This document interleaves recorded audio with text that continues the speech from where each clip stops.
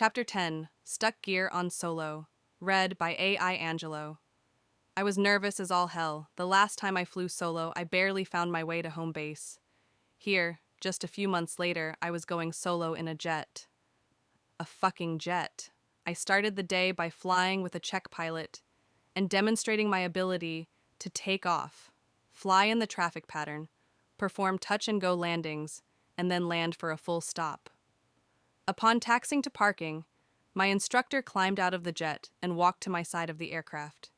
He took off his name tag with pilot wings and replaced mine with his. "Don't make me regret this, Ford," he muttered, and then saluted the aircraft.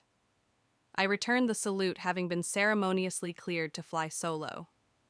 I made several touch-and-go landings and the aircraft was in full working order when I was cleared for solo. I taxied to the runway in the twin-engine training jet and was cleared by the tower for takeoff. My right hand gripped the throttles and I pushed them to full, holding the brakes with my feet. Every single piece of the jet seemed to rumble and shake louder than ever before. As the engine spooled to full, I could feel every hair on my body standing to attention. Brakes, release. Racing down the runway solo in the jet is a feeling I will never forget. The hairs on my arms are standing as I type this, recalling the emotions. Liftoff. With my left hand on the flight stick and my right on the throttle, I scanned all my flight instruments and climbed to pattern altitude. I looked down to see my airbase below. Fucking badass. The poor kid that sat on the beach, watching planes take off land, was now in full control of one by himself. I completed a few touch-and-go landings and turned to the final approach for a full stop landing, more confident than ever. On final approach, I ran my checklist and reached over to pull the landing gear handle down, expecting to see 3 green lights. No joy. 3 red lights. I called the tower that I would be going around and declared an emergency as I returned to the approach pattern. The tower instructed me to climb to a higher holding altitude, and I maintained aircraft control. Analyzed the situation, but despite all attempts, the landing gear lights remained red. I circled and circled above base. Later, I would learn the tower was intentionally having me burn fuel to avoid a worst-case fireball situation. The jet was also equipped with ejection seats, and there was chatter among the ground safety team about possibly having me punch out. But my primary flight instructor had a better idea. After punching donut holes in the sky for about 15 minutes, I heard a familiar voice on the radio. My primary flight instructor was in another jet and pulled up next to me in formation. He radioed that he wanted me to climb to a higher altitude and then complete a split S maneuver. A maneuver I had only done in a simulator once.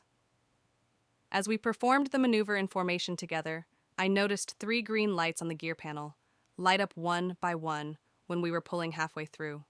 When I rolled level, my instructor radioed that all 3 gears were now deployed.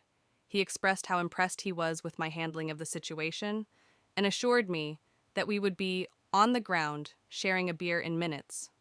I followed his lead to line up for landing.